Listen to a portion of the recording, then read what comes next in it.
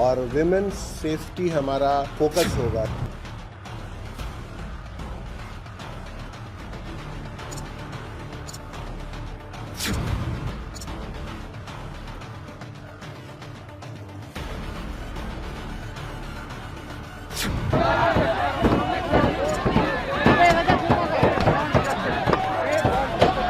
नमस्कार, मैं हूं आपके साथ सैम परवीन और आप देख रहे हैं जनता की आवाज। दोस्तों, उस रात पूरा देश नए साल का जश्न मना रहा था, मगर राजधानी दिल्ली में एक लड़की को उसी वक्त मौत की सौगात मिली। ऐसी मौत जिसे देखकर किसी भी इंसान का दिल दहल जाए, जिसे जानकर रोंगटे खड़े हो जाए। वो 5 दरिंदे कार में सवार थे। लड़की स्कूटी पर जा रही थी। दिल्ली के दरिंदों ने पहले उसे जोरदार टक्कर मारी और फिर 13 किलोमीटर तक सड़क पर घसीटते हुए ले गए। वो तब तक उसे घसीटते रहे जब तक कि वो लड़की मुर्दा जिस्म में तब्दील नहीं हो गई। जब लड़की की लाश पुलिस ने बरामद की तो उसके जिस्म पर कोई कपड़ा नहीं था। लाश की हालत ऐसी थी जिसे देखकर किसी का भी दिल दहल जाए।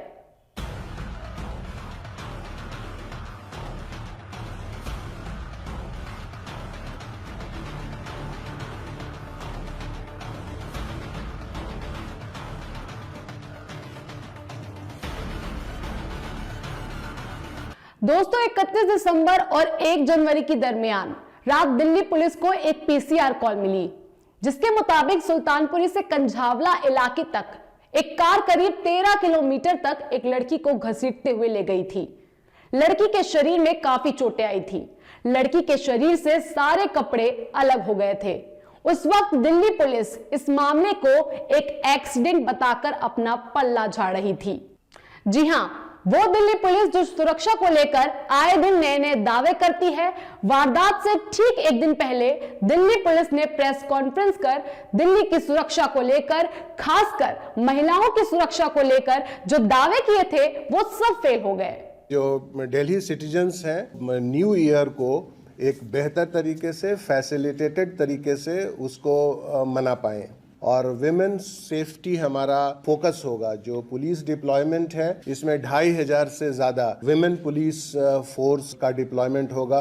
इसके अलावा जो पिकेट्स हैं, जो स्पेसिफिक पिकेट्स जो लगाई जा रही हैं, ट्रैफिक पिकेट्स के अलावा वो 800 से ज्यादा, टोटल करीब 1600 से ज्यादा हो जाएंगी। साथ ही जो हमारे पीसीआर जो एमपीवीज का डिप्लॉयमेंट है वो भी 1200 से ज्यादा होगा और मोटरसाइकिल भी लगभग 2000 से ज्यादा, 2074 मोटरसाइकिल्स भी पूरे दिल्ली में गश्त करेंगी। दोस्तों, हमारी दिल्ली पुलिस ने नए साल का जश्न मनाने वालों को लेकर एक एडवाइजरी जारी की थी। दिल्ली पुलिस का कहना था कि 31 दिसंबर को दिल्ली पुलिस का भारी बंदोबस्त रहेगा। सभी को कोरोना की सरकारी गाइडलाइन का पालन करना होगा। दिल्ली पुलिस की माने तो 16,500 से ज्यादा दिल्ली पुलिस कर्मी पूरे दिल्ली में सुरक्षा के लिए तैनात रहेंगे। वहीं 1000 ट्रैफिक पुलिस कर्मी और 20 कंपनी फोर्स अलग अलग इलाकों में तैनात रहेगी।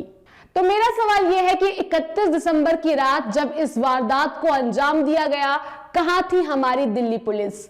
महिला सुरक्षा का बखान करने वाली दिल्ली पुलिस क्या कर रही थी जब उस मासूम लड़की को 13 किलोमीटर तक घसीटा गया? दिल्ली पुलिस सो रही थी या नए साल के जश्न में डूबी हुई थी? दोस्तों, आए दिन इस केस में नए नए खुलासे हो रहे हैं। इस केस से जुड़े चश्मदीद दीपक ने दावा किया है कि लड़की को कार से कुचले जाने की घटना उसने देखी। उसका कहना है कि उसने 45 मिनट तक उस कार का पीछा भी किया। इस दौरान उस चश्मदीद ने 18 से 20 बार पीसीआर कॉल भी की, लेकिन हमारी दिल्ली पुलिस लगता है नए साल के जश्न में डूबी हुई थी। तभी तो वो चश्मदीद की कॉल को सीरियस नहीं ले रहे थे। गाइडलाइन जारी करने के बाद भी हमारी दिल्ली पुलिस को एग्जैक्ट लोकेशन नहीं मिल पा रहा था। चश्मदीद बार बार करके उसे हर एक अपडेट दे रहा था, लेकिन हमारी दिल्ली पुलिस एग्जैक्ट लोकेशन नहीं ढूंढ पा रही थी। वाह दिल्ली पुलिस, क्या ऐसे सेफ रहेगी हमारी दिल्ली? ऐसे सेफ रहेंगी हमारी दिल्ली की महिलाएं? आप ही बताइए। दोस्तों, इस केस में अब नए नए खुलासे हो रहे हैं। जी हां, सुल्तानपुरी थाने में बंद 5 दरिंदों में से एक दरिंदा मनोज मित्तल है, जो भाजपा का नेता है और मंगोलपुरी वार्ड 42 का सह संयोजक है। हैरानी की बात यह है दोस्तों कि अब तक इस मामले में बीजेपी पार्टी का ना तो कोई बयान आया है और ना ही कोई बीजेपी नेता लड़की को इंसाफ दिलाने के लिए सड़कों पर निकला।